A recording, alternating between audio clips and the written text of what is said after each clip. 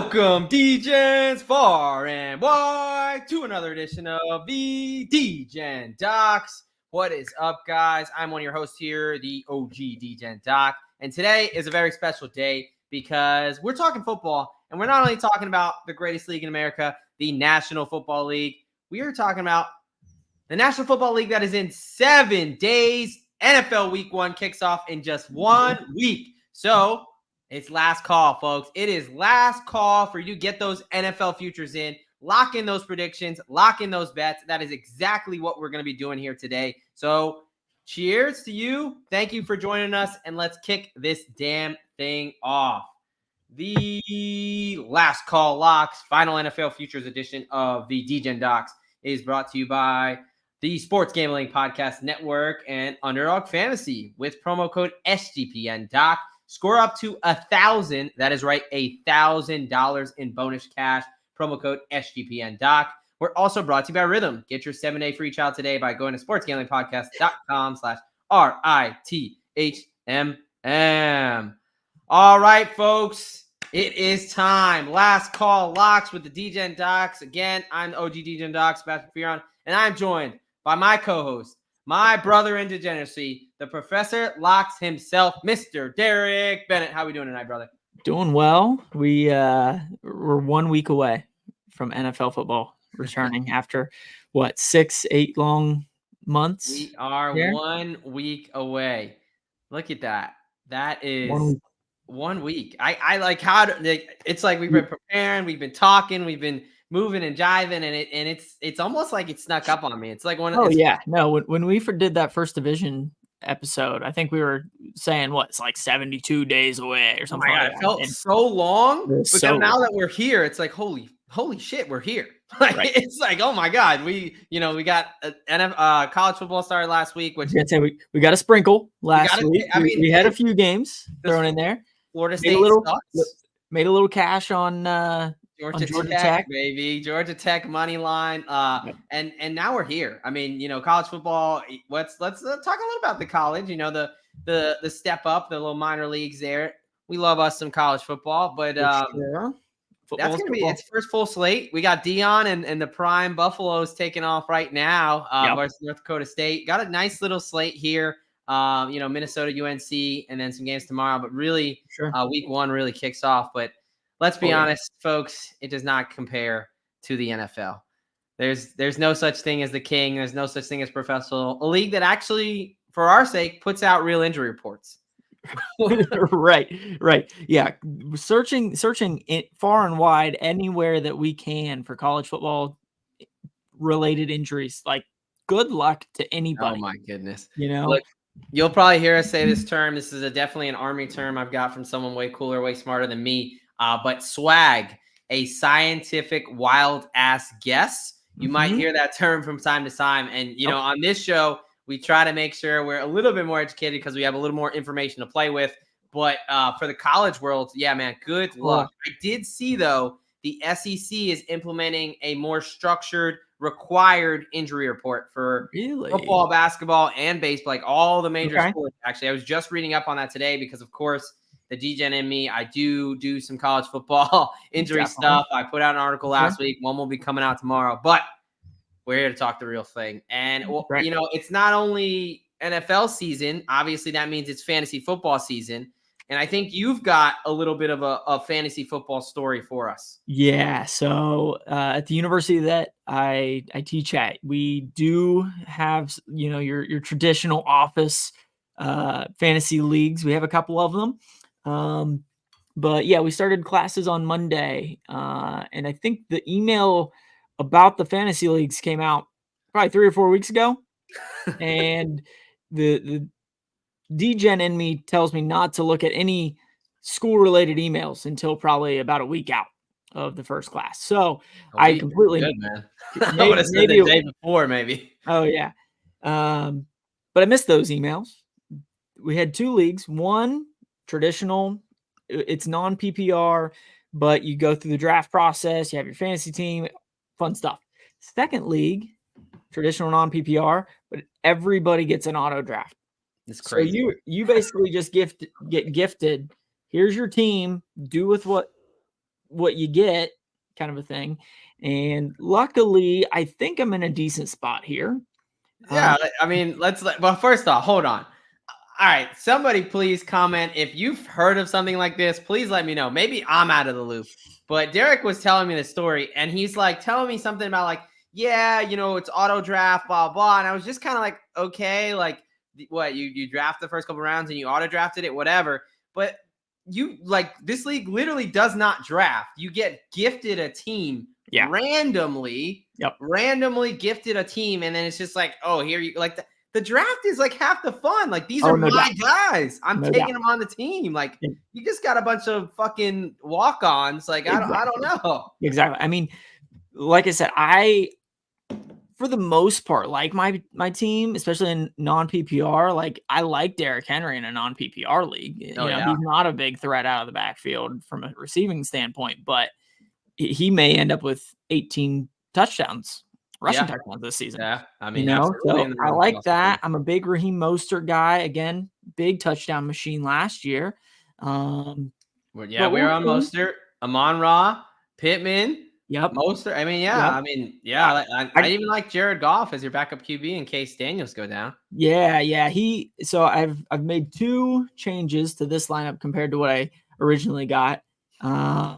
The gift that you were gifted. that I was gifted. Yeah, I ended up dropping some like 3rd string running back that I got in the last round for Jared Goff because he was sitting there. And then my Deontay Foreman pick with the Brownies is not looking real hot right now. So hey, they just re-signed him. He just got re-signed to the practice squad. Okay. So, still figuring out that pecking order.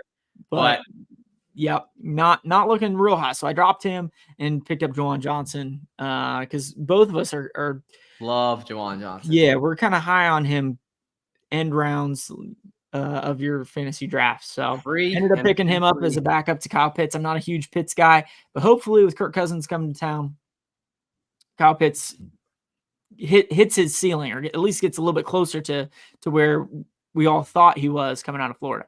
The Hall of Fame jacket as soon as he got drafted type of deal. If it was up to the fantasy world, he'd already be in.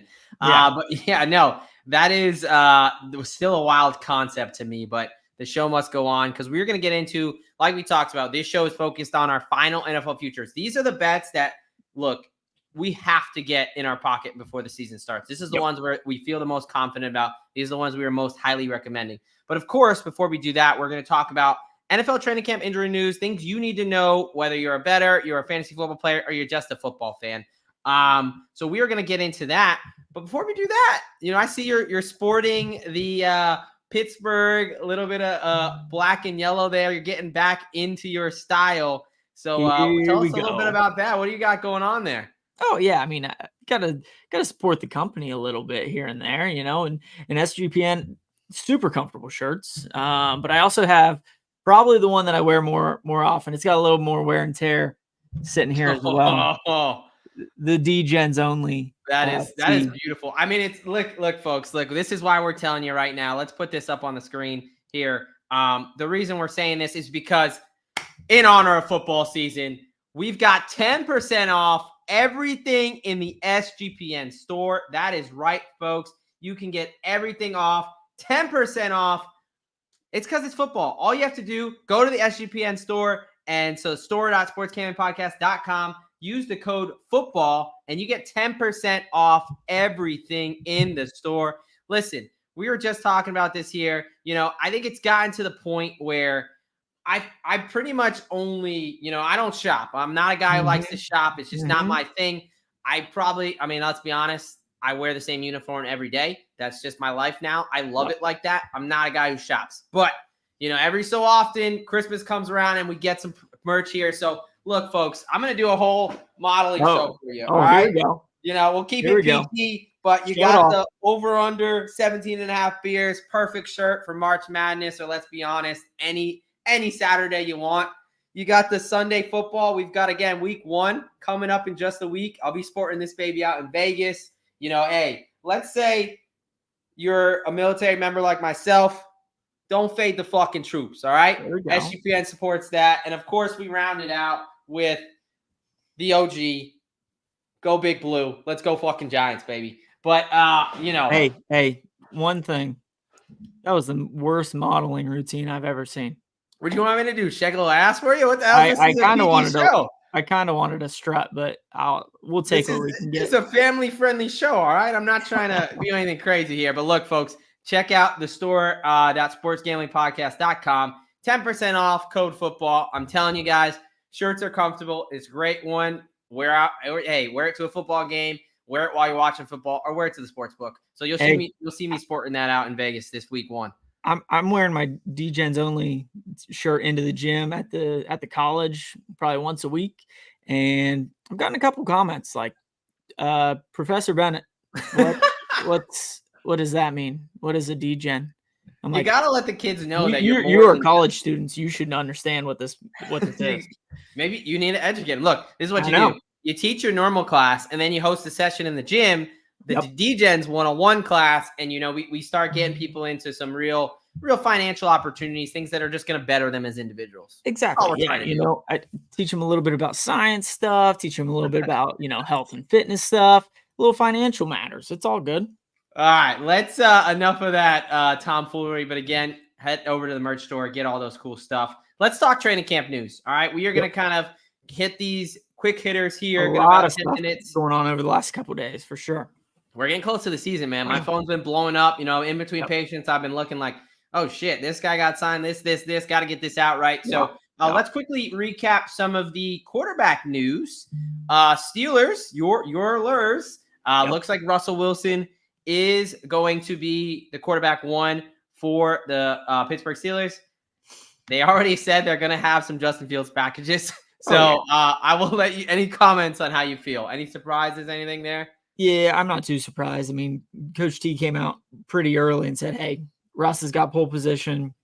He's most likely going to be the guy in that case." So, as an Ohio State guy, I was kind of rooting for Justin Fields, but at the same time, the dude is a hell of an athlete, hell of a running threat. So you have to at least give the threat of some other packages with him on your roster. We'll see how the first half of the season goes. Schedule wise, a little easier first half than the back half, at least on paper. So we'll see how Russ does. But we definitely have a serviceable backup. Yeah. My big question: what are we calling the Justin Fields package? Is it a Wildcat? The Buckeye, maybe? Yeah. I don't know what we can call it. When he's in the backfield with Najee went to Bama. Maybe a little Ari Smith stash special. The stash? Ooh, the stash package might be nice. We just need Fields to grow a mustache, and I think we're on to something. That's what I need to know. I need to know. We need to make it a thing before it's a thing. So we gotta workshop that. What are we calling the Fields package? All right, some other ones we'll rattle off real quick. Las Vegas Raiders, QB1, Gardner Minshew. We called it here on the show, -135. Cash that. One that I did not get correct. I threw a little dart at Jarrett Stidham. He was in the conversation at +650, but ultimately Bo Nix is clearly the best quarterback in Denver. The rookie gets the nod there. And they've got an interesting game week 1 against Seattle. I'm excited to talk that one already next week. Patriots this morning. This was about the sweatiest -300 bet I've had in a long time. We took Jacoby Brissett, or at least I took Jacoby Brissett to be the week 1 starter. Look, folks, I didn't realize the talent gap was this fucking wide, but I knew Patriots have a shitty roster. Their O-line is really bad. And why we just threw Mac Jones to the Wolves and we saw what that did to his confidence. Why would we do that with Jake May? Ultimately, Gerard Mayo basically said the way that he framed it was like, look, even though it may not be best for what's happening right now, as in like May's better, right? We don't want to get him killed, essentially. Exactly. So Brissett is QB1 there.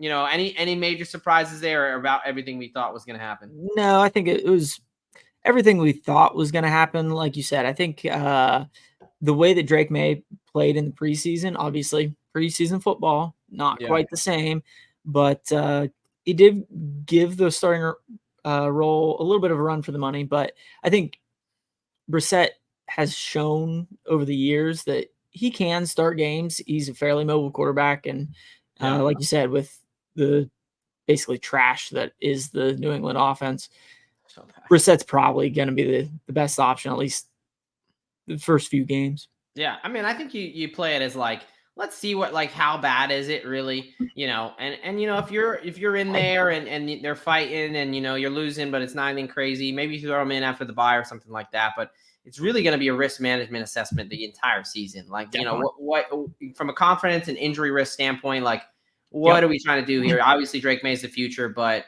it's tough behind that offensive line. For sure. All right, let's talk about some signings. In my opinion, the rich get richer. I think the best available free agent running back after some cuts. So roster cut day was this week, I believe Monday or Tuesday. So definitely, if you want to check out all the major big ones, check me out over on X at the Degen Doc. I've had a whole kind of list through. We're not going to go through them all. We're just going to hit the highlights here. Kansas City, running back Samaje Perine. They signed him after he got cut by Denver. Washington, wide receiver Noah Brown coming out of Houston. I mean, shoot, I think he automatically becomes their wide receiver too. And then Dallas picking up Dalvin Cook there for their backfield. Any big takeaways from those three?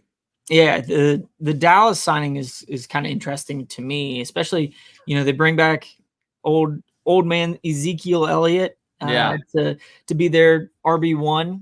But it'll be an interesting tandem there with Dalvin Cook now. Like you said, I think Rich kind of get richer with Kansas City picking up Samaje Perine. Definitely another hard runner for them to stick back in the backfield. The Noah Brown one, I definitely think that's an upgrade, especially after they trade away Dotson last week.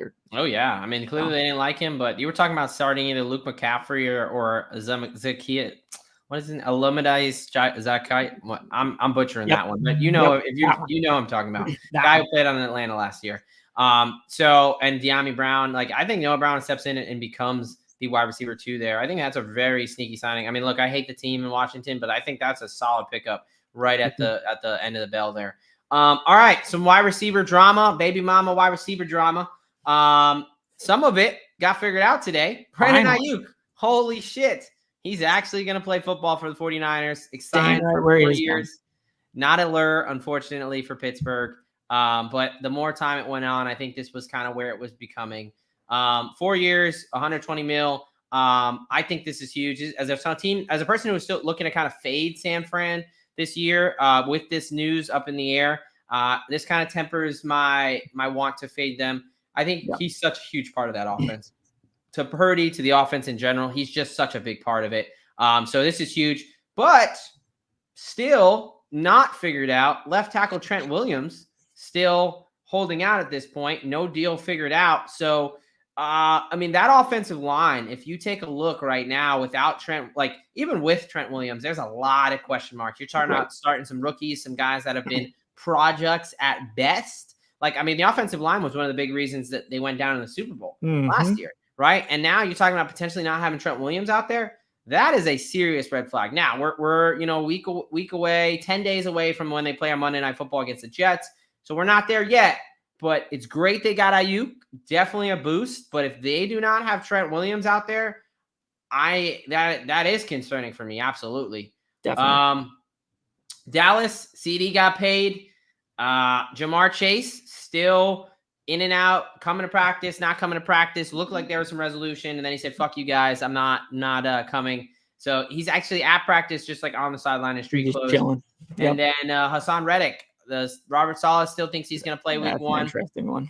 No, didn't show up. Right. Essentially, and to summarize that one really quick, they traded for him and they said they were going to give him a contract, and there's been no contract. So he's like, "Well, I'm not going to play until I have a nice contract." So as far as a contract extension, like a big deal, something like that. So that's kind of where we're at with the drama. Any takeaways from the drama?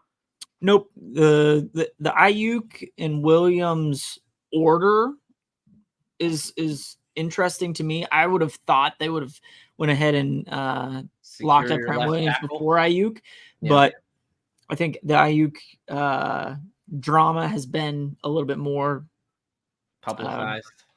Publicized, I guess you could say, than the Trent Williams one. But the rest of them, I think the Jamar Chase one is also kind of an interesting one. Just He's got 2 knowing how years on his deal. Yeah, well, knowing how Cincinnati operates too, like they don't sign wide receivers. They just don't do it. So, T. uh, Higgins. well, but the whole thing with Joe Burrow now being there, like that's changed the culture in so many ways. Like, will they change this as well? But Yeah.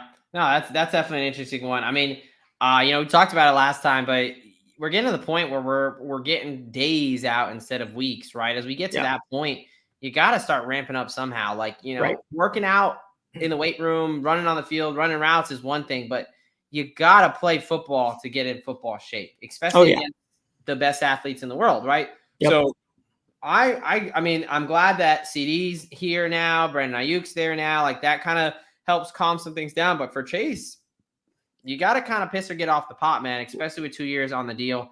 Let's talk about some pup. Really, to us, not a lot of surprises. To some people, potentially. Starting off with Carolina running back Jonathan Brooks, Vikings tight end TJ Hawkinson, Pats wide receiver Kendrick Bourne, Tyler Higbee, tight end for the Rams, and then Miami wide receiver OBJ. I think every single one except for OBJ I just named is dealing with some type of ACL or ACL plus. Anterior cruciate ligament, major ligament in the knee, about a 10 to 12 month recovery process. When you add more ligaments, you kind of extend that recovery timeline. So, I think we've been hammering for Jonathan Brooks this whole time. I think Brooks I and still Hawkinson. don't think to expect much until half the season or the second half. Yep. Same with TJ Hawkinson. For sure. Tyler Higbee even more so, probably closer to postseason time with Hawkinson. Yeah, and Higbee for sure. I don't know if Higbee's going to play at all if the Rams aren't good. Kendrick Bourne is a guy with 11 and a half months of recovery time. I expect him to actually have a chance to come back and start being okay. Yep. Week 4, week 5. The Ben I want to talk about really quick, OBJ. We fucking Mike McDaniel, man. He's becoming Bill Belichick or some shit. He is holding on to this injury information like it's the damn nuclear launch codes. Right. Like the dude is just not giving us anything. Whether it was Tyreek Hill, we figured out because of the brace. Jalen Waddle's dealing with some things. He's been out several weeks. What we think is a calf strain because of the calf sleeve, but we don't really know. And then OBJ, we have no idea what this injury is, that he's not been out there at all. And now he's going to the PUP list when they're like, oh, he might be ready for week 1. Like, dude, like what the fuck's going on? So the big thing I want to talk about there is wide receiver Malik Washington, the rookie. He's impressed in camp at wide receiver 3. We had the conversation when we did the Dolphins preview. Who can be the third target in that Dolphins offense, right? Now we're talking about Tyreek Hill banged up a little bit. He didn't practice today. I still am not super concerned with the thumb injury thing. I'm not there yet. But we're talking about now Jalen Waddle being limited in practice, right? Dealing with the calf. If it is a calf strain, those can re-injure. Now, he's got 4 weeks where he's been recovering. So, I'm not super concerned there. But Malik Washington looked good. And, I think they're still trying to figure out their tight end situation with Jonnu Smith and Durham Smythe. So I think Washington's a guy who can kind of be a sneaky pick. I'll probably be targeting more in the betting markets than fantasy, but someone you may want to stash on your bench there, see if he kind of blossoms, because everything's set up for you in that Miami offense. You've got the play calling, you've got the quarterback, you've got someone who's going to be aggressive. So any other takeaways from our PUP list there? Nope. McDaniels and his big brain from Yale is just smarter than basically everybody in the NFL when it comes to play design, as well as evidently reporting injuries. Yeah, fucking ass. All right, I'm going to read through some quick things, and then we're going to do our final takeaways from those, and then we're going to get into our last call locks. IR. So a couple guys on the season-ending IR. Surprise here. Running back A.J. Dillon for Green Bay. Out with a neck injury. Seemed to be more than a stinger. A stinger is kind of a neck nerve injury anyway. When you talk about nerves, especially in the neck, you got to be careful. A situation that is similar to, the Seattle running back, Chris Carson. Yep. Yeah, Chris Carson injury where it's kind of career threatening, obviously ended his career, right? Colts tight end Jelani Woods, toe surgery. He's going to be out for the season. And then a couple guys that are on the IR but can return after 4 weeks. Saints running back Kendre Miller with a hamstring, and Christian Barrymore, really good, probably the best defensive lineman, especially with Judon gone for the Patriots with those blood clot issues, which is definitely a scary, scary thing. Yeah. Joey Bosa broke his hand in a joint practice against the Rams about a week ago. He's wearing a club, but he's kind of expected to. Hand injuries are a little interesting. They really don't take a ton of time. Nope. If they can wear a protective thing, like so, right now they're expecting him to kind of be ready for week 1. Right. Left guard. Only thing I have to say about that one. Imagine this: Joey Bosa is beat up and injured. Shocking. Yeah, I would have never guessed. Shock of the century. That's a good point. That's good. I mean, dude, talk about a guy that just stay on the field, man. Stay on the field. All the talent in the world, but yeah, the dude averages 10 games a year.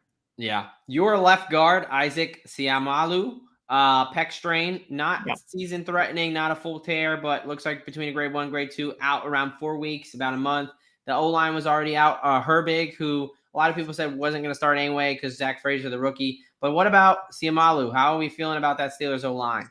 Yeah, Siamalu is definitely the more concerning of those two. But the Steelers O-line in general is beat to hell up.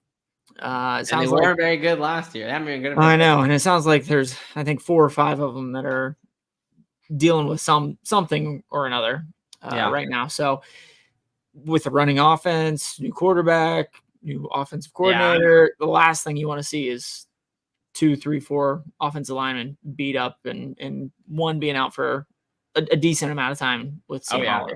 Yeah, we'll talk more about it next week. But man, I'm looking to back Pittsburgh this year. I like what they're doing in the run game. I like their defense, and I'm looking to fade Atlanta. They're making it real tough for me to pull that trigger there. As they take the road and head to the ATL. All right, a couple quick notes here. Brock Bowers hasn't practiced since August 19th, dealing with a foot-toe injury thing. We haven't got a lot of clarity there, but head coach Antonio Pierce has kind of reiterated he expects him to play week 1. They're just protecting him, being precautionary. The expectation is, by the next week, he should be practicing and soon because he wasn't out there today. One to monitor, Antonio Pierce is a little hard to read because he just started being a coach. Is he bullshitting us? Is he telling us the truth? We're going to find out next week. So if you have Bowers, I would imagine this is kind of one of those swags, right? One of those wild ass guesses because we haven't gotten a lot. Potentially a turf toe based on what I've been reading. So might linger in. So you got to be careful. We're going to want to see some full practices to be able to roll him out in our lineup. So be getting ready to basically have a pivot for Brock Bowers. And then Puka Nacua back at practice, full participant. He should be good to go. Everybody buy Puka so I can get Cooper Kupp a little bit cheaper. I'm going to say some guys I think overall takeaways based on cut down day who had a little bump up, in my opinion, whether it's in the fantasy space or the betting market. And then I'll let you give your takes. So I think Chuba Hubbard, Jonathan Brooks is on the pup. We talked about it. Hey, I don't expect him to do much till halfway through the season. Chuba Hubbard's not a bad back, man. Not too long ago, we were talking about Chuba Hubbard coming out of college like we were talking about Jonathan Brooks, right? Yep. I mean, everyone loves the new shiny thing, but and let's be honest, how good is that Carolina run game going to be anyway? But I do think Chuba Hubbard is going to be above. He's going to outperform his market expectations purely due to volume. Rams tight end Colby Parkinson. Rams like to use the tight end. We talked about it. I don't think Higbee's going to be back for minimum, the first 8 weeks, if not likely the first 14, 12. 14. Colby Parkinson is the guy, right? I mean, he's on the depth chart. He's basically free. Nobody's thinking about him. And I think he's going to be the one that almost by default is going to get some decent amount of targets. I also like DeMarcus Robinson in that offense as a third option as well. To kind of someone who, hey, I got to worry about Puka. I got to worry about Cooper. Those are the other guys that I think Stafford can do a good job getting the ball to. Yep.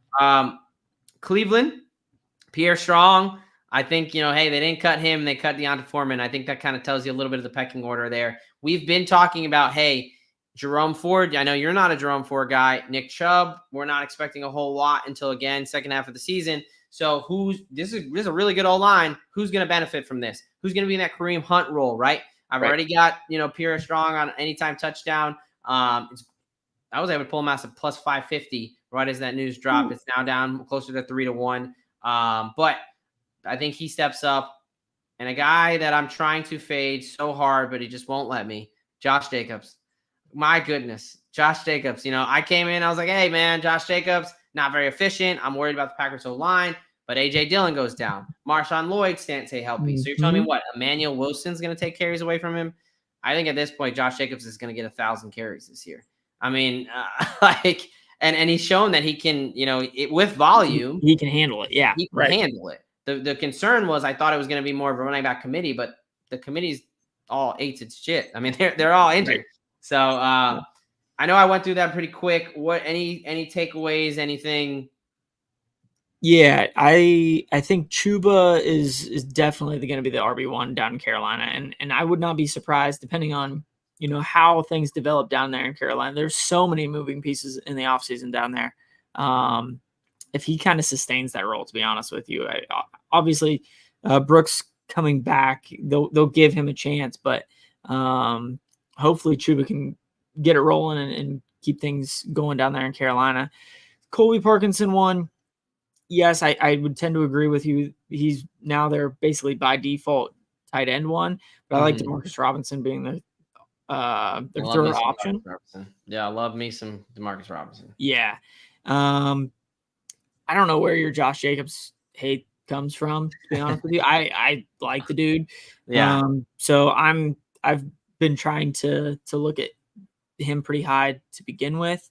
Yeah, my Deontay Foreman, like I was saying earlier, kind of fell through for me. But I mean, he's on the roster now. He's on the practice squad at least. He so is. You never know. He's got a shot, but yeah, I think Pierre Strong is kind of worked his way into that RB2 role and can be profitable, man. Kareem Hunt, I'm never forgetting his 2 touchdowns against the Texans, 11-1. Yeah, and we can't forget about out in Denver with Samaje Perine getting the boot, right? Javonte Williams definitely takes a big leap up for me as well. Remember when people thought he was going to get cut? Yeah. Yeah. The guy was like their RB1 that they were so excited about. Okay, he had a major injury. He didn't look great after a major injury. Shocker. And then now come on, man. That was so stupid. But yeah, him and Jaleel McLaughlin, as much as people like him, I don't think he's viable. Like, he's good in like spots, right? Like he's like a kind of he's not gonna be the guy. Javonte Williams may get, between 15 to 20 carries a game. Yes. And he's your 200 to 250 carries. Yeah. And he's going to be your workhorse. Great call. Last thing about Hubbard, I think by Brooks going on the pup, by the way that they're treating it, it just shows you that, look, just like Drake May, this is a long-term kind of, prospect, right? Dave Canales comes in. He understands the roster is not that great. He probably looked at Bryce Young last year while he was playing him in the division, was like, this guy fucking sucks. So he's not going to try to, waste all his bullets right away. He understands as a first-year head coach, I don't need to rush my, potential franchise running back from this ACL injury. So that gives us a little insight there as well, something we've kind of been echoing this whole time. All right, folks, we are going to get into it. It is the last call. We're getting into our final NFL futures. But before we do that, let's tell you about our friends over on Underdog Fantasy. That's right, folks. Underdog Fantasy Pick'em gives you a chance to win 1,000 times your entry or play fantasy football the right way with Best Ball Mania. It's live, and it's got $15 million in guaranteed prizes. We did one here. Look, folks, if we can't win the $1.5 million, which we're going to win it, but if for some small chance we don't get it, we want one of you guys to win it. We want to have a party in the chat section. So definitely check them out over there, Underdog Fantasy. And you can use all these special boosts and entries. Speaking of this boost, look, today, we tell you about it all the time. They love to give away their money. As a partner of Underdog, we appreciate them. Definitely. Travis Kelce, over half a yard. Look, basically a free square. Hopefully we're not jinxing him and we got some bad Taylor Swift juju or whatever. But that's basically a free square for your pick'em. We'll talk about another pick'em we like. We're talking futures, so we're going to talk their season-long projections. We got Terry McLaurin there, higher than 950.5 receiving yards. Tell us why you like that play. Oh, this is easy. I mean, Terry McLaurin is a stud, just in general. He gets an upgrade in wide receiver with Jaden Daniels. Plus, we kind of already touched on who's their second option. Is it going to be Brown coming in there? Is it going to be, Austin Eckler out of the backfield? Who's it going to be? So Terry McLaurin is definitely going over 950. He's definitely signed the shit out of that. I love Terry McLaurin this year. Like you said, best quarterback he's played with so far. The model of consistency. He's hit over this every year that he's been in. 3 straight seasons of 1,000 yards and playing all 17 games. And let's be honest, folks, who else are they going to throw the ball to? I love McLaurin this year. Someone who gets really slept on. He's a good wide receiver. He's just played with ass quarterbacks, man. Right. So look, head on over to Underdog Fantasy, sign up with promo code SGPN Doc, and get up to 1,000. That's right. Our graphic hasn't even had time to update yet. I don't think the graphic understands. The robots are telling me there's no way they're giving away $1,000. I keep trying to tell the AI it's $1,000 in bonus cash. They will match your deposit up to first-time deposit up to $1,000. Use that promo code SGPN Doc. Heading over to UnderdogFantasy.com. All right, we're gonna get into it. We are gonna actually talk about our last call. Last call, final NFL futures.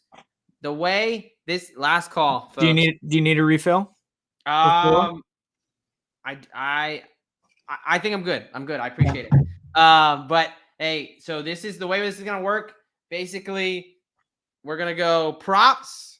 We're gonna go teams. Yep. And then we're gonna go kind of conference Super Bowl champion. So we're gonna do 3 rounds. Some awards. I'm gonna go through my picks. Then Derek will go through his. We'll beat Bob back and forth, and let's win some cash, baby. I am excited. Last call. Let's get it on. So my top prop bets for the 2024 NFL season. I will start with the lowest odds. We'll start there. We'll get you. Hey, start with the layup, right? Joe Mixon, new running back for the Houston Texans. Everybody's talking about this Houston offense. Everybody's so high on them, rightfully so, right? They outperformed. They were a great year. They cashed our plus 450 to win the AFC South last year. Thank you, Jacksonville. Thank you, Houston. But everybody just wants to talk CJ Stroud and those trio wide receivers. I understand. That's the sexy Ferrari. That's the sexy girl at school. But hey, you can't forget the lunch lady who's providing the nutrition. All right. The staple of the offense. And that's Mr. Joe Mixon. All right. A guy who, let's be honest, he comes into a situation with a better offensive line than the Cincinnati Bengals. Cincinnati Bengals offensive line has been horrid the last couple of years. He's a better player than Devin Singletary, who just had his career high, getting to almost 900 yards himself rushing. And if everybody's so high in Houston, doesn't that mean they're going to play with the lead? So shouldn't that lead to more rushing opportunities for Joe Mixon?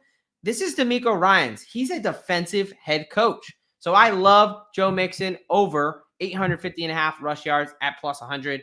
Absolute smash for me. All right, the next one, Michael Pittman Jr. to lead the AFC South wide receivers in receiving yards at 4-1, plus 400.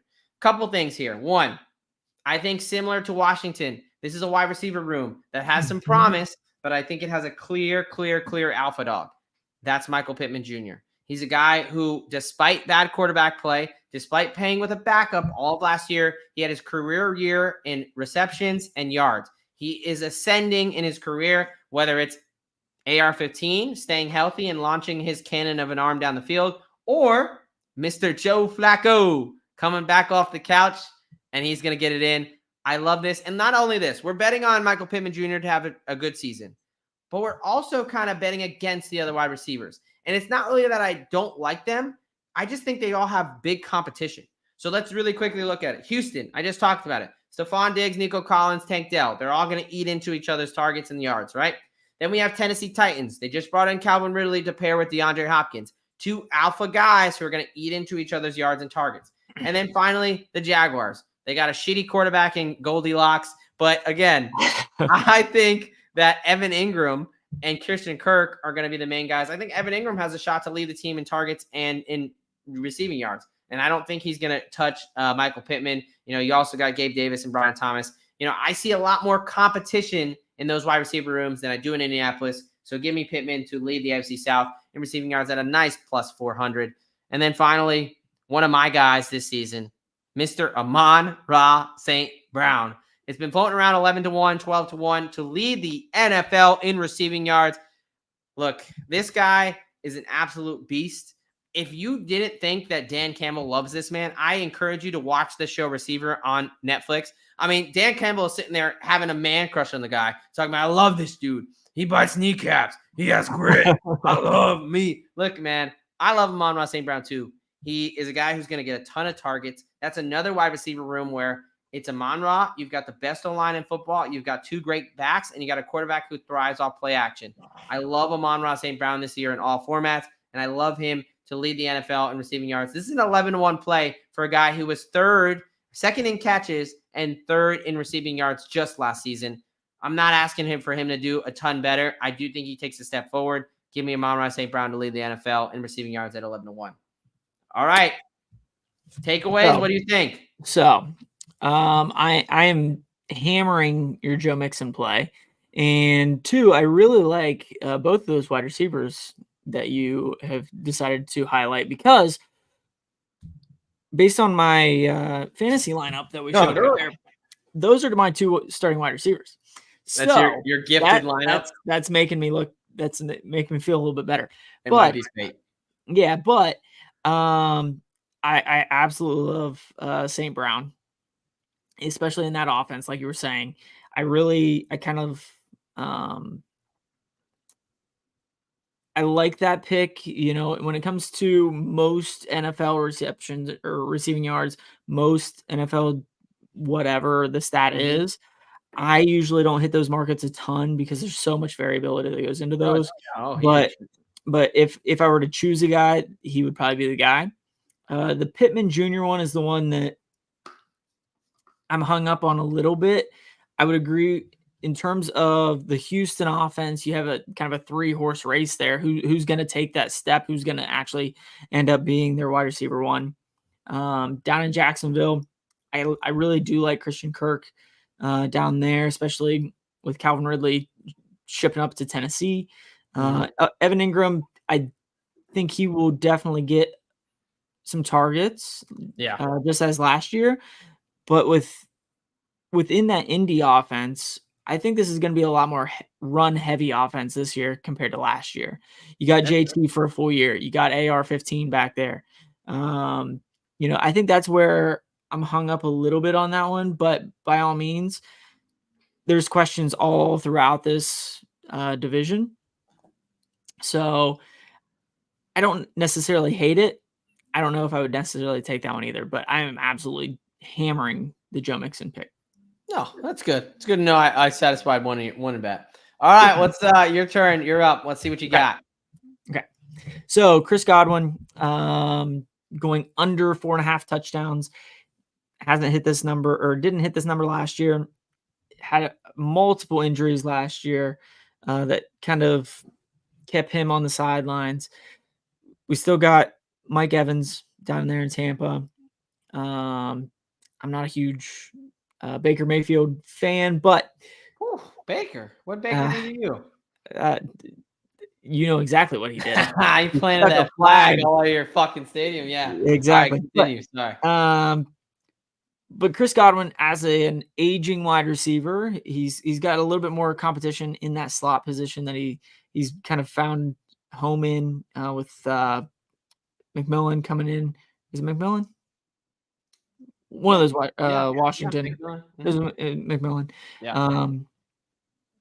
But yeah, I just don't see him getting quite the volume that he has over the past few years. So I'm going under 4.5 touchdowns with him. Yep. Taking your boy Devin Singletary to go over 725.5 rushing yards.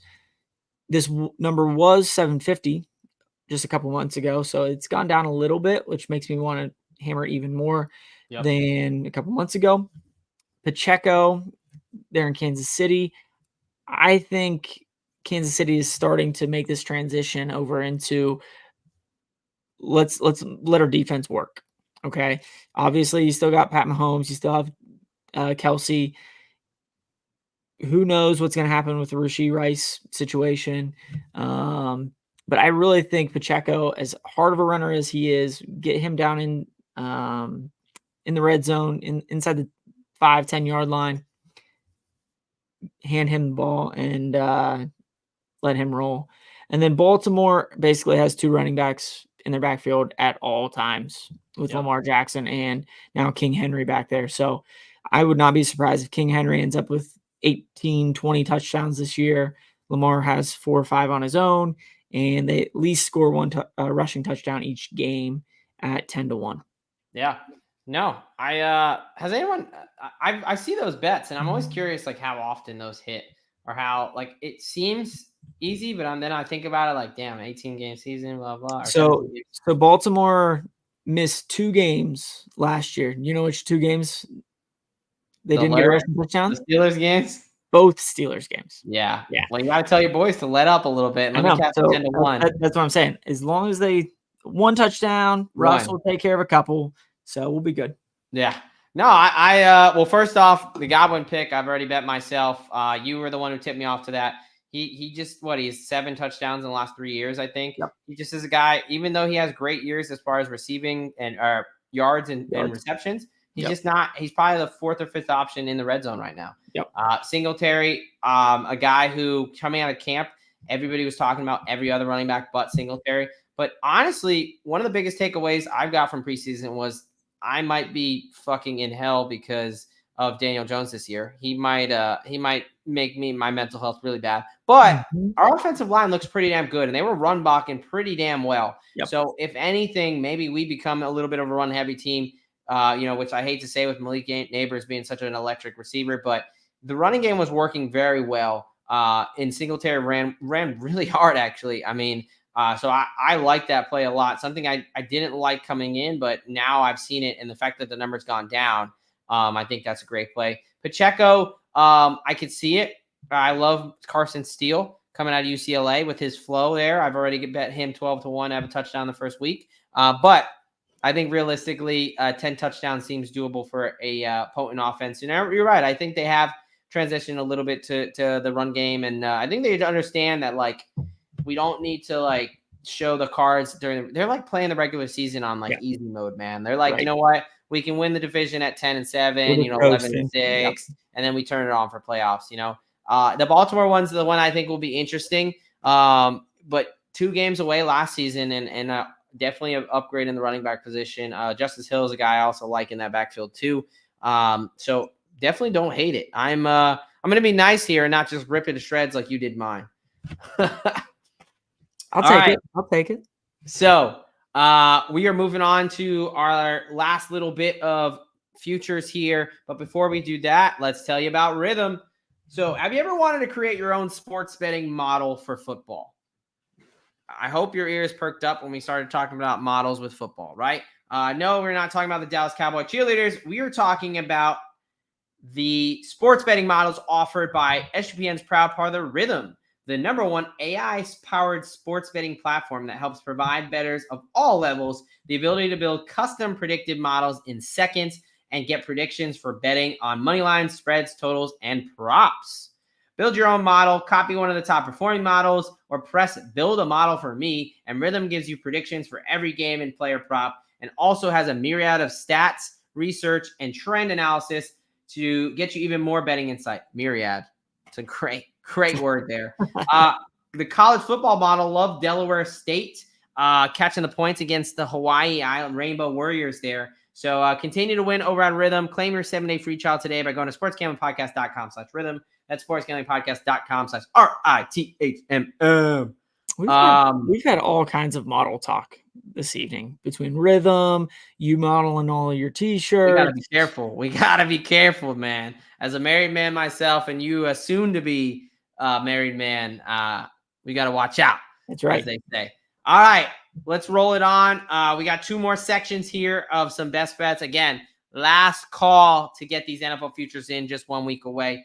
Let's kick it off here. So these are my top team futures. All right, we just went through props. These are the 3 team futures I am targeting. First one, Las Vegas Raiders. Las Vegas Raiders. I know it's a gross pick. I know it's not a sexy pick. Borderline, kind of close your eyes and just press the damn button. 1, solid O-line. Colton Miller's back. Picked up the rookie out of Oregon there, and Ben Johnson Powers, whatever the hell. Yep. One of the best wide receivers in football, Devontae Johnson.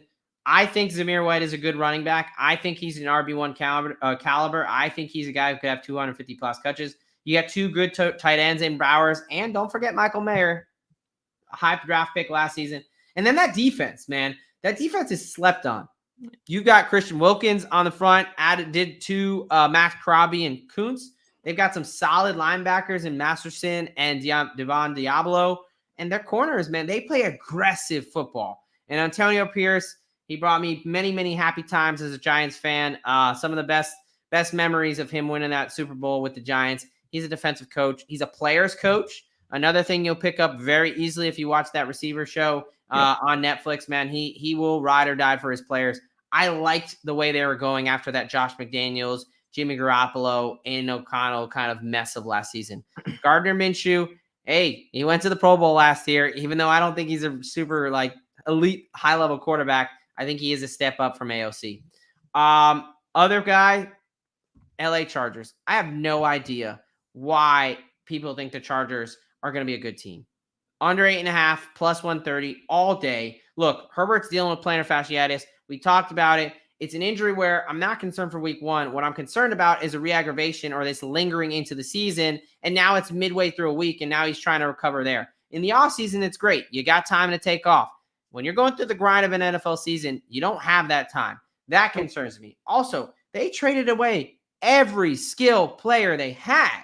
You got a new head coach. You got a new offense. And you got a quarterback who now has to learn all these things and these new players. I think they downgraded going from Keenan Allen, and to these kind of Joes on the wide receiver room. They've got interior offensive line questions, and they still cannot stop the run. They've shown me nothing to improve their run defense ability. So give me the Chargers under there. And then Miami Dolphins to miss the playoffs. They've got some offensive lines issues. Some guys they just put on the IR. Isaiah Wynn is going to be out for a little bit. Their center's dealing with some injuries. You got Tyreek Hill a little banged up. Jalen Waddle banged up.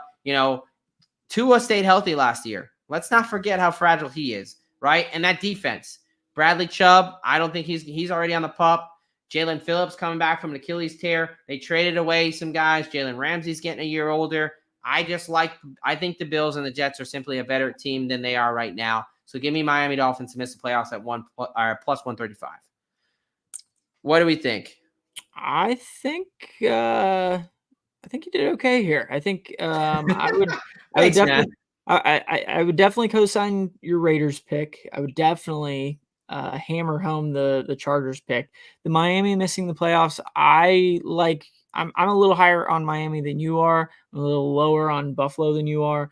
That's fair. That's the one I would. I still like it. I bet it myself, but that would be the one that I'm. When you have Tyreek Hill and Tua and Devon Achane and Mostert, it is a little bit hard. I just think their defense is going to be a lot worse than people think.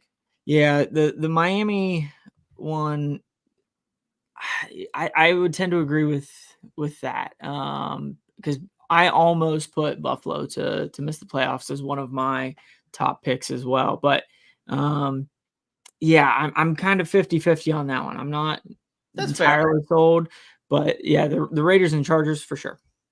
There we go. Talking about yours, why don't we get right into yours? What do you got? Let's roll. So NFC South, I do like Tampa to repeat and win the division at plus 320. Not a huge fan of what Atlanta's been doing. They've been doing a shit ton. But Tampa's basically running it back. And, even though I'm not a huge Baker fan, I think he has the capabilities to get it done.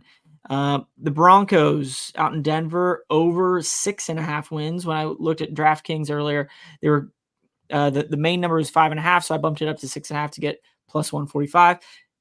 Got a question for you, Sean Payton. How many times has he missed this number? Oh gosh, if you would have asked me this before we did our preview, where I forgot they won like 7 games last year, despite that eight games. Shit. Oh gosh. How long has he been coaching for? His first season was, I think, 2004. So it's been solid. Give me three times. No. What is it? You're gonna leave us in anticipation? Zero times. Are you kidding me? His worst NFL record in a season is 7-9. I think he's had 4 seasons at 7-9. He has never lost or never won less than 7 games. Wow. Never. And they hit 8 wins last year. So I'm going over 6.5 wins. I bumped it up a little bit to get plus 145. I think they get an upgrade at the quarterback position with Bo Nix. Everywhere else on their roster is just kind of like hum ho. Like there's some decent dudes there, Yeah. but like there's nobody necessarily to rile the troops and get everybody excited. So I am gonna put my trust in Sean Payton. Yeah. I like Bo Nix as a rookie. I think he was in They look pretty college for good. like 27 years. So That um, helps. he definitely has played plenty of football, and I think he's gonna kind of step right into that role pretty well. And then I am not jumping on this Bears train at all. I don't see their path to getting in the playoffs with just the other NFC teams that I think are just going to land ahead of them. Yeah. Just within their division, you got Yep. Green Bay, you got the Detroit, Detroit. and both of those I think are double-digit win teams. The Bears are going to be pushing for the playoffs, but I think they're just going to be left out come that 17th, 18th week with a rookie quarterback with Caleb Williams. Obviously, they bring in a ton of talent at wide receiver. They bring in some talent in other areas too, but just within the NFC, I just don't see them taking that big of a step in 1 year, especially with a couple really, really good teams within their division. Yeah. So I'm going to go No, miss the playoffs at -110. I like it. Yeah, I like it. I definitely like the Tampa pick, which I'm about to talk about in a second. The Broncos, I was, before you told me that stat, I'm a little skeptical. But shit, man, never in his career. Now he's got the quarterback he wants. You still have Pat Surtain and some guys over there on the defense, and Cortland Sutton. You bring Jerry Jeudy in, Javonte Williams. I might have to think about that one. And I'm still thinking of, for me, I'm going to talk about it in a second. I'm pretty in on the Detroit Lions this year, so I'm trying to figure out if I'm fading the Bears or the Packers right now. And with the rookie quarterback, that might just be the difference, right? I got questions on the Packers O line, but the Bears, how is this all going to look with Caleb Williams? Is it going to happen right away? So definitely don't mind any of those, and I am, absolutely going to co-sign your Bucks here. So I'm gonna, we're gonna rip this off here. We're talking, these are the divisions I feel good about. Obviously, I've got 4 here. These are division champs that I think Bucks plus 320, because Derek just talked about it. Look, like you said, they're running it back, but I think with a better wide receiver 3, I think Jalen McMillan is an upgrade from Trey Palmer. It's true. I think their O-line is a solid O-line. It got better with Ben Graham Barton in the draft there. And their D-line is still solid. And you still got Levante David. You still got Antoine Winfield to help you secure the middle. And I'm just really low on everybody else in the NFC South, if I'm being honest. He's a little bit of a fade against the Falcons, definitely the Saints, and definitely the Panthers. So I like the Bucks there. Lions. Look, I'll save them for last because I'm going to double up there. AFC East, we both gave out the Jets at plus 190 earlier in the season. So, I liked it at plus 190. I will take it at plus 165. I'm down on Miami, like I talked about. I think the Bills take a step back as they lose their wide receivers. I'm not big on Keon Coleman. They're going to adjust. They're going to become a team that runs 2 tight ends, a lot more running the ball. Their defense, they got rid of, they got kind of rid of their veteran guys. How's the youth going to step up? But the Jets, they have a chance to have the best wide receiver and running back in football in Breece Hall and Garrett Wilson. I'm also I'm pretty damn high on Mike Williams. I keep kind of beating that drum. They just said he's going to be ready for week 1. Now he's going to be in the Breece Hall treatment, snap count first 4 games, then get cut loose. But I think he's a big upgrade. And then that O-line is hugely improved. And if Aaron Rodgers can just be competent, I don't need him to be an MVP. Just be competent. They, of course, have that nasty front 7 on the D-line and then Sauce Gardner to help lock up on the back end. Baltimore, I just simply think they're the best team in that division right now. I know you don't love the Ratbirds there, but I saw that the Bengals and the Baltimore had the same odds to win the division. Doesn't make sense to me. I like Joe Burrow, but I think the Ravens are just a complete team. They're a complete team to me. They've got I'm going to talk about Detroit in a second, but if there was someone to give Detroit a run for the money for the best O-line in football, I think it's the Ravens. Oh yeah. Oh, I love the Ravens offensive line right now. No, didn't they get a couple new offensive linemen? Yeah, but they're solid. Here, hold on. Let me pull it up because you're making me do that. Let's see. Ravens depth chart. So we have we got to give some time for these guys Ronnie to Stanley. a little bit.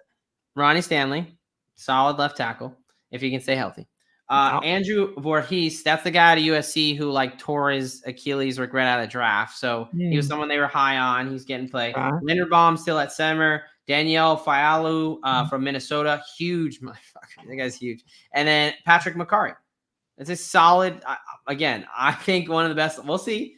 You got Derrick Henry in the backfield. Mark Andrews is back, and that secondary is just really tough to throw on. So I really like the Ravens there. And then I'll end it off with so my Bucks are my dark horse, 80-1 to win the Super Bowl again. We just saw them. I mean, they were what? They lose to Detroit by 3. Yep. You know, they gave Detroit a game, right? They were just there, and I think they got a little bit better. Definitely. But hey, speaking about Detroit, they're my Super Bowl champs. I love them to win the division at plus 130. I do not think it should be plus money. I think they're a clear head and shoulders above every other team in the division. You hear me talk about offensive line. I think it matters, man. I think this is the best O-line in football. They have 2 great backs. They have a dominant wide receiver, a dominant tight end. You've got a D-line that has added some pieces. I think DJ Reader is going to be a sneaky add to stop the run. You got Hutchinson and Ali McNeil on the other side. And then that secondary. They went all in on the secondary. They drafted, two high draft picks at the cornerback position. They brought in some guys in Carlton Davis from Tampa Bay. That was the main concern for me. Can they get some secondary help? I think that they did answer that bell, answer that call, and I think giving the Lions to win the Super Bowl at 12-1. So I would definitely co-sign your Bucks one. I already gave that one out. Definitely co-sign your Lions and the Jets pick. Like you said, we already threw that out a month or so ago. The Baltimore one, really? I know you don't love it. I'm really high on the Bengals this year. I think with the addition to some of the guys that they brought back in their secondary with Geno Stone and Von Bell, I think their defense is going to be better. Obviously, you have Joe Burrow returning.